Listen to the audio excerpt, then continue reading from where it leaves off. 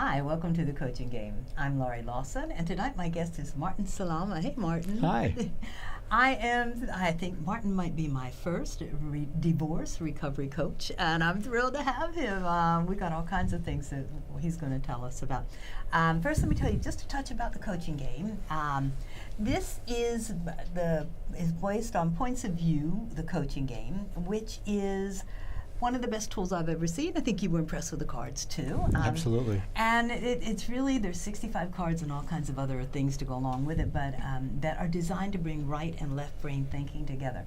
And it's kind of like you're going on the path and then you're over here and it's like, whoa, okay, how'd I get there? And I love it. So that's what this is based on. I usually ask my guests to pick out one card. Martin got a little carried away. He's like, about 8, but that's good. And so we're gonna see if we even need to use them, because there's so much to talk about. Let me show you his beautiful book. I love it's so colorful.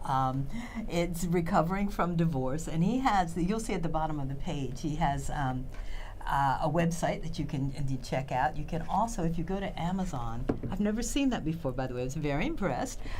He has his own Amazon page. Who knew? It's like with a blog and all kinds of cool things on there, and the book, of course. So, but we'll talk about that. I want to say why divorce, but I guess first I wanted, why are you dealing with divorce? Well, you as a coach know it's always best to, when you're a coach, a life coach, if you're able to find something that has passion for you, because it gives you meaning in your profession of being a coach and helping people with whatever issues they have going on in their lives. So when I decided to go into life coach, I wasn't sure where I wanted to go with it, and as I went through it, I happened to have been going through a divorce at the same time. And the funny thing is that it still wasn't what I was planning on doing. I wasn't thinking about divorce coaching. And after I got divorced, it was funny because I was on a Facebook group with people talking about how to promote your coaching business on Facebook. And the facilitator said, well, first thing you need to do is go on Facebook and make sure all your information is correct. You don't have anything stupid, no bad quotes or anything like that. It's all positive stuff. That's pretty good advice. I never thought about it, but that's not bad advice. Right, and make sure all your information is updated. So I went on there and I switched my profile from married to divorced, because I was officially divorced by then. And it was funny, about a day later, a friend of mine who's from my own community that I grew up in, contacted me. She says, okay, are you ready to start dating? I was like, whoa, what? One day. Well, I guess. I said, I don't know. So we set up a time to talk, and we talked for about an hour. And at the end of the conversation, she said, I have to tell you, I know you forever, and I can't believe how well put together you are after your divorce. I've never met a man after a divorce who's got his head so straight on. Wow.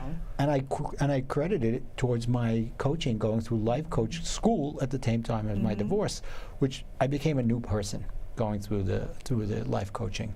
That's so amazing, because I so many times I'll go when where was coaching when I needed it? And it's like, you found it. Right, it was like it was right there waiting for you. You know, it had to be a it's whole almost as if, different it's almost as if when the student's ready, the teacher will arrive type of thing. Exactly. It happened to be, I was ready. So she said, why don't you give some community workshops on, what it's like to get through the divorce and get ready for dating and all that. I was like, oh, okay. And a light went off in my head, and I said, oh my God, what I learned really made an effect on me. I didn't recognize the effect until somebody like her pointed it out to me and said, hey, look how great you're doing. And I was, of course flattered, but I was also very proud of myself. So then I went down the path of figuring out how to put together what ended up being my secret sauce, which is basically, what I'm doing and what I'm looking to do. Right. And once I had that, I put together my steps with recovery, and I wrote the book. That is so amazing. Because first of all, and anyone who watches this show knows that I'm an IPEC graduate, and so is Martin. Yeah. And I do a little mentor coaching, and one of the biggest angst questions that I always get is like, my niche, I can't think of what my niche is. And I'm going, okay, relax, because eventually your niche is going to call you. Yeah. So whatever feels good now, go for it. And your niche will call you, which yours did. Right. And then it's like, and I always say, what do you bring to the table? What makes you, and I call it secret sauce too. I thought that That was my own invention. I don't know, maybe he's been listening in on my calls, but it's like, what do you bring to the table? It's like, what makes you special and what makes you different? Because there are many coaches out there. Yeah. But what can you bring? And that was just, he's a prime example. So I'm not lying to you, people. It's like, thank you. this works good. Yeah, people say, you can't tell somebody I know how you feel unless you know how they feel. Right. And, a big part of coaching is empathy, and being empathetic and understanding what your client is going through. And, of course, you don't want to be sympathetic and get in the box with them. I was just going to say, not to be confused with sympathy. Right. Right. I always ask my clients, do you know the difference between empathy and sympathy? And I make it very simple. Sympathy means that you get into the box with the person and you do it for them. Empathy is you're standing outside the box and you're giving them advice and encouragement how to get out of it, but they're doing the work. Yes. Yeah. You're giving them a hand up. Yeah, a hand up. Or That's whatever, it. Yeah, it's like the fish story. You give a man a fish, he'll eat it for a day. Teach him how to fish, he'll fish for life. Exactly. What's the optimal time? What's a good time to seek a divorce recovery coach? What is the good time? It's a good question. It all depends on the person. It could be the minute they decide that they want to get a divorce. Even before the divorce is... Right. Yeah. Or years later. It all depends on, are you ready to recover? Oh, wow. That's a good question. Right. Are you ready to recover? Right. Are you ready to put in the work in yourself to make the change? Yeah. Yeah, I talk about this a lot, but a lot of people go right back out there and start dating again with not much success. And, as a matter of fact, I have a fact that I put in my book. 2 out of every 3 second marriages end in divorce. Isn't that amazing? And 3 out of every 4 third marriages end in divorce. Really? Now that's a surprise. Yeah, but you know why? Because the people don't recognize that they're ending up marrying the same person that they just got divorced from, just in a different body. Right, and hope this one goes better. Right, I'll make this one work, yeah. But have they done the work on themselves? I'd like to think that every divorce, there's one person, each person has brought their good and their bad to the marriage. And when they're walking away from it, they have to recognize what their good was, but just as important, what their bad is. And what needs to be fixed. That's which interesting, Which is what I did. I tell people, I've learned to respond instead of react. I used to react to everything. I was a control freak. I took everything personally. Matter of fact, recently I told somebody I wasn't a reactor. I was a nuclear reactor. Oh, God. I would just he's explode. He's so calm now. His voice is so calm. It's like you'd be surprised. People who meet me after many years of not seeing me, they're like, "Who are you? What'd you do with the real Martin?" Yeah. Exactly. So. Correct me if I'm wrong, but you went into coaching really for new career guidance, and then it turned out that, and another thing that I always say is coaching, it just makes everything better. It just enhances whatever you're doing, and if you had to get a divorce, what a perfect time. Yeah, it's true. It's true. I never wanted to be divorced. I thought I was going to be married to this woman for the rest of my life. We all do. Yeah, as a matter of fact, that's why you take the vows. Right. As a matter of fact, she asked for the divorce on our 24th wedding anniversary. Oh man. Yeah, that hurt. that's cold. Really hurt. Yeah. Yeah. Really, I was the romantic type. Flowers all the time, always coming up with things to do and whatever. But so that really hit me. I was like, whoa, and. We had tried therapy, and we had tried to figure out what was wrong and how to fix it, and we just could never get to that point. For a lot of reasons. I'm not going to turn around and blame her or me, because we both had our pluses and minuses. You're a totally different person now anyway, 100%. So who cares? 100%. It could have happened, Exactly. Whatever you learned, whatever lessons had to be learned. Exactly right. But I did learn that I was in such a codependent relationship with her that, I talk about this in my book, but I always needed to please. When I was a child, I lost a brother. I lost a younger brother. I had 4 older sisters, then myself, and then a younger brother. Oh. And he was killed at a very young age, about almost 5 years old. And it rocked me. It was a defining moment in my life, because I felt like now I'm the only boy. I have to carry on the name. I have to carry on the traditions of the family and whatever. And I felt like I needed to prove to everybody and make everybody happy and do everything for everybody, without worrying about my own self. You came last, Yeah, and I turned around and I brought that to the marriage, and she was so used to being okay. Her parents were great to her; they gave her everything she needed. and my family was I came from parents who were, they didn't just hand things. Mm-hmm. But for me, I was in a new place. I had a great new job, business that I was in. Money was coming in. I was like, okay, let's do. Well, here, I didn't realize I was feeding her beast and mine. And, in every marriage, you want to have a happiness where you make the other person happy. But I got to the point, and I realized this when I was writing the book, I got to the point that I was trying to make sure I wasn't making her unhappy or angry. I was going out of my way, not just to make her happy, to make sure that she wasn't unhappy. So you're really squelching Martin down. Yeah. What a transformation that must have been when coaching brought you up. Absolutely. Like just inflated you and said, "Oh, go for it." Yeah. Yeah, absolutely. Wow. It was like a rebirth almost. Was there a lot of resistance to that, or were you just ready to change? On my part, it's funny. I was ready for the change. Okay. Once I recognized that I have to take certain responsibility. I was in therapy. In 2008, when the world fell apart, I lost everything. Yeah. I lost absolutely everything. And then about a year later, she said, "I can't do this anymore. We can't survive like this." And, I'd say, "Oh, it's about money." No, it's not about money. But, everything's Right. about money these days. Money helps. But, but we always had our ups and downs with money. So it was hard for her. She didn't want that roller coaster anymore. And I get it. Now, looking back, I get it. She needed stability. And she wanted to have her own clarity, which is fine. But for me, for the longest time in therapy, I was saying, "It's all my fault. I did everything wrong." And the therapist would say, "No, there's two of you." Yeah. And once I recognized that, that's when I started to work on myself and recognize, okay, what have I been doing my whole life? It isn't working. I need to figure out what else I want to do. I lost everything. I can start all over again. That was we were talking about that. Right. 2008 was horrific, and it was a blessing because people just suddenly did have the opportunity to start all over, not by choice necessarily, Right. but it was like, okay, as long as I'm here, what do I really want to do? Exactly, and I Yeah. started doing the research on coaching, because I had taken some had some coaches over the years in businesses and stuff like that, and I found IPEC, and it happened to have been very close to my home in New Jersey where I lived at the time, just happened to be, literally, and it was the greatest decision I ever made. If I never coach another client again, it changed my life. Yeah, I hear you. I hear you. That's it's amazing, and it's an experience that can't be really defined. You have to experience it and bond and do whatever you got to do. Right. So we take that to the next level. We take what we learn and help the people who just want to be coached and to find their potential. Exactly. It's so funny because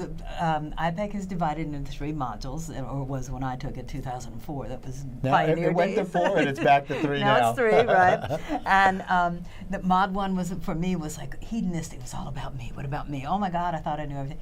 Mod 2, by the time I got there, it was like, this stuff is so good. I have to share it. I have to be a coach. I have no choice Right. now. And it was like, okay, I'm going to be a coach. It's So like, I don't know true. what I thought I was doing the first time around, but I have to do that. So true. Good. Now tell them we've got 7 steps here. Right. What are they going to find in here? I loved, I haven't read the book to tell you the truth, but I did look on the internet and I did look at the chapters, which I love. They're so cool. So what's in here? What do you got in here? So basically, it starts off telling you about myself, what I went through, what my life was about, and a little bit about what I went through my own process. And then it's about figuring out how to put the past behind you first. The recover, is the 7 steps, RECOVER. Oh my goodness, Right. I love acronyms, Acronym, really. yeah. Okay. So right here. Look at that. Okay, well you do it. The step before the steps is obviously getting to the point where you want to recover. Exactly. Is that it? Right, Okay. exactly. And then it's reveal and release. Reveal what's holding you back and release it. I love that. Evaluate, the emotional roller coaster you're on. Choose the values that are important to you. This was huge for me because I was always living by everybody else's values and my values had nothing to do with it. I was forgetting that I even had values as to make everybody else happy. And now, in my dating and in my life, if I'm starting to date someone, one of the things I'm looking is how close are our values matching up? Yeah. So that you could, make sure that you're finding the right partner. Is that a mandatory? I mean, is that a must-have? Is that a deal breaker if you have different values? Could be. I It think could it be. is. Yeah. But I'm just curious. I mean, Yeah, you it could could work be. on it, but it's kind of hard to change a core value. Right. And you know, I'm a strong believer in that if you meet somebody and you think you have to change them, then you're not going into a relationship with them. Because that's what we did when we were in our 20s. Right. I love this person, but there's a couple of things I want to change. I'll fix him. I can I'll fix him. Yeah, he'll be You're all not right. fixing anybody. You're not fixing anybody. It's second time around, this is who I am. Yeah. You know, if I'm changing for me. And then if you get the benefits of it, great. Right. But it's about me first. That was kind of my history is I was divorced once and widowed twice. So it's like, okay. So the third time around, it's like, you know what? I'm just getting I'm getting myself ready now. I have, enough of fitting in and caretaking, because I got to do that twice. So it's like I'm getting myself ready, and then whatever happens, happens. But I'm ready, and I'm going to be the best I can be. Right, exactly. It's hard. It's a hard one. It was a hard one. Absolutely. So choosing your values is a huge part of the process. This is somewhere in the middle, when you've already recognized what worked for you in the past, what didn't work for you. Yeah. Like I said before, I was a nuclear reactor. Yeah. So I had to recognize what was working for me and what wasn't, and what I needed to change in me so that I can be happy with myself. Because that was a problem. I recognized that I was never happy. I never really loved myself. Yeah. You know? That's the hard one. And it's like, I'm sure your ex-wife was delightful and you were happy when you got married and all that, but it was like, for yourself, it's like, and I did that too. It's like, I'll put it aside and I'll take care of me later. Right. And as coaches, we know that all the time. I call myself an accountability partner with my clients, because really what happens is that most people, they're accountable to their bosses, they're accountable to their spouses, to whoever. But when it comes to being accountable to themselves, they're like, I could do it tomorrow. It's okay if I don't do it. Yeah. But when I set it up with my clients and I go, this is all about you, and we're going to set up some goals as we go along, and you reaching them is about you getting forward. Me being here is going to hold you to you reaching them. Reaching those goals. So I often get my clients come back to me after we give them a little homework. Yeah. Homework. Oh no, got to do a little work here. Yes. Right. And they come back and they go, I had 2 days left and I knew I had to get it done because I was going to meet with you. I go, yeah, but who's better for it? And they go, yeah, I am. Exactly. Right. I go, yeah, I'm just here to be the placard holder for you, but literally it's all about you. That accountability is so important, and you don't really go, I can take care of myself. I'll get it done. But if you have someone over your shoulder and you know what, I don't feel like listening to them yell at me for not getting it done. Right, exactly. Not the coaches, we yell at you. Right? No, but my coaching clients know that I tell it to them like it is. When they're coming to sit down with me, they're gonna hear it, the truth. That's good. And unless they tell me before, look, I want you to sugarcoat it, I want you to take it easy. I'm like, okay, but I'm really don't fragile expect. right now. Yeah, I get that. I had one client we have this evaluation that we use, the ELI, which it's a great tool, and it's an assessment that tells people, how they react and how they respond in stressful situations and in regular situations, and you'd like for them to be similar. Yeah. But they're usually not. Right. So what we do is we use this to help them figure out. And when I was talking to one of my clients, I said, let me ask you, her level 1, which was the victim mode, was about 60 to 70% of the whole score. Wow. And then her level 2, which was the anger and conflict mode, was about 5%. So I said to her, have you been verbally abused your whole life? She goes, yes, and I was physically abused as well. Because she never fought back, and she was just a victim. And I said, do you like yourself? She goes, no, I don't like myself. I said, okay, well, you're not allowed to date until you start to like yourself. Wow. Yeah, I held her to it. I go, you're going to end up finding, she was divorced twice. You're going to end up finding the same person again. So that was a tough one. No, but yeah. It's all tough. And, it's all difficult because change is very scary, and whether it's forced change, whether you've decided, okay, I want the divorce, it's still change. So you've got, and you've got to change with the change. Exactly, and that's where the choosing values comes exactly, in. It's about embracing those values that you're deciding are your values, whether it be communication, honesty, religion, whatever it is. You know, everybody's got their own spirituality, humor, whatever it is. You've got to know what your values are, what your top values are. They're not going to always be those top values. You're going to have a list of 10 maybe. I love that because, yes, flexibility. And your values, your core values won't change, but you can change. You know, when I was a kid, I used to like things that I really think are pretty stupid now, and that's okay. I think that's a part of growth. Yeah. Exactly right. So that's a big part of it. That choose the values is a big part. Yeah. And then how about the obtain? Obtain the tools you need. Oh, okay. To respond to every situation, not react. I like that because I'm saying, oh, this must be the action plan where you choose and then you go get your action. No, I like this better. Obtain the tools so you can have anything you want. Again, teaching the person to fish, not right, to fish. Exactly. Yeah. And then it's about visualizing. V is visualize what your life is going to be like. You know, once you've gotten the tools and you've gotten the values, now we can start to build you up to figuring out what's going on. Yeah. You know, what's working, what's not working, and have we changed it? Are we changing? Are we putting in the work that we need to get where we want to go? You know? Wow.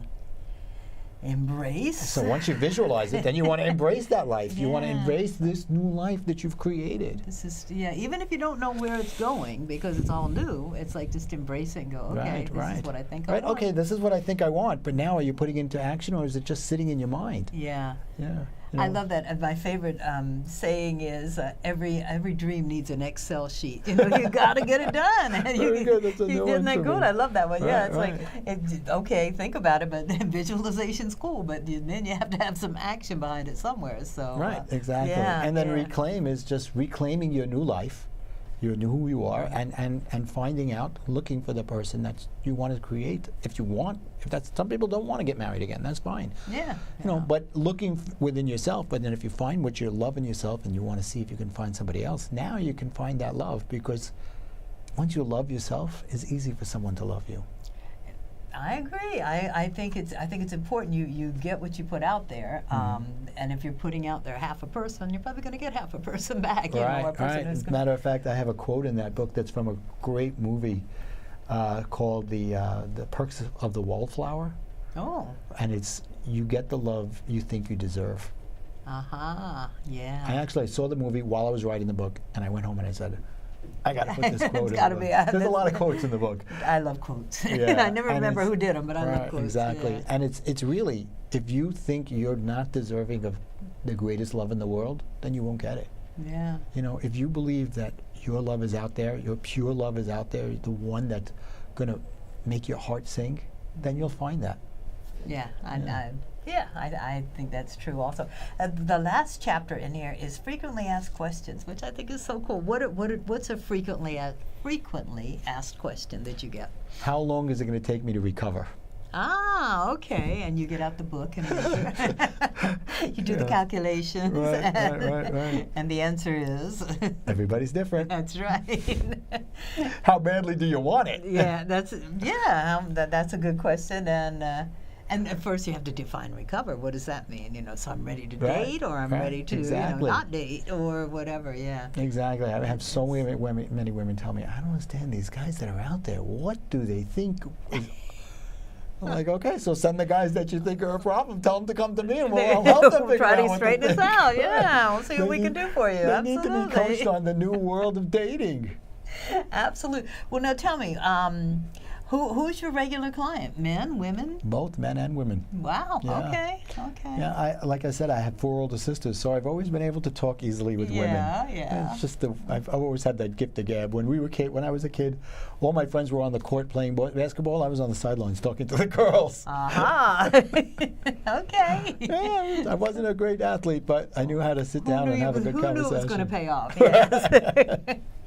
So now we have the website at the bottom of the page. So who should contact you? I mean, is it, like you said, it runs the gamut. People might be thinking about divorce. Do you that sounds almost like counseling? No, thinking about divorce. The division that they've started the process of the divorce. Okay. If you're thinking about divorce, that means you're not sure yet. Right. You know, you can come to me and I could coach you about whether that's a decision you want to make or not Right. as a coach. Of course, the decision is all up to you. Yeah. But it's really about helping you get the clarity to make that decision. And if you decide that you're not going to want to get divorced, I mean, I can coach you through that. I mean, you know, as a coach yourself, you know, it's just about having like that to think niche. You can coach but anything. I can coach Yeah. anything. You know, I've done small business coaching. I've done, you know, other kinds of coaching as Is well. there a time limit? I mean, do they have to see you within 6 months, or all is lost? Or, No. Okay.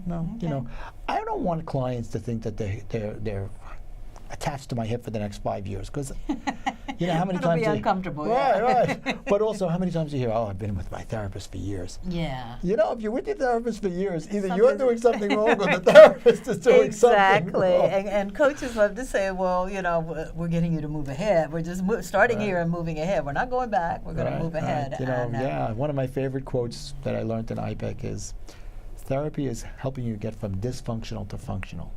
Coaching gets you okay. from functional to optimal."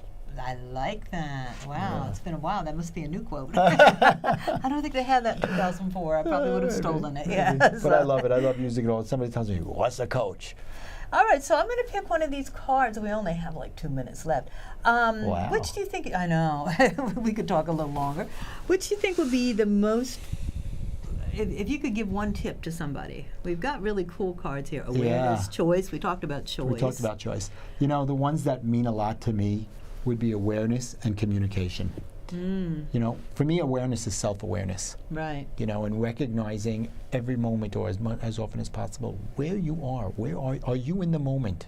Are you where you should be right now in your life? And if not, what are you doing about it to make it better or worse?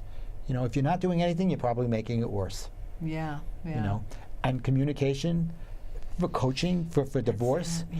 You know, I'm in a relationship now, and I told her straight from the beginning, my two main values are communication and honesty. And if we're not talking and we're not honest with each other, then we're doomed to fail.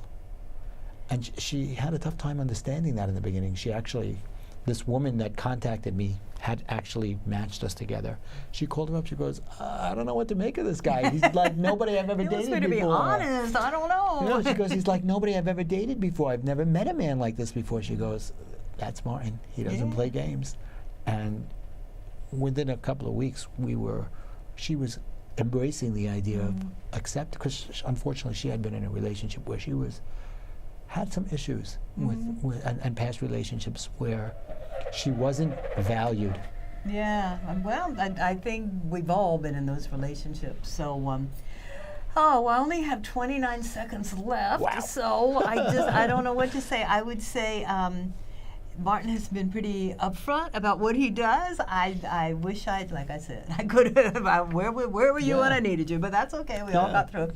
I want to thank you for being such a great guest. Thank you for being on the coaching game. And everybody, you can check out his website, yourdivorcerecoverycoach.com. Thank you, Martin Salama. It has been so much fun and informative. Thank you. I've loved it.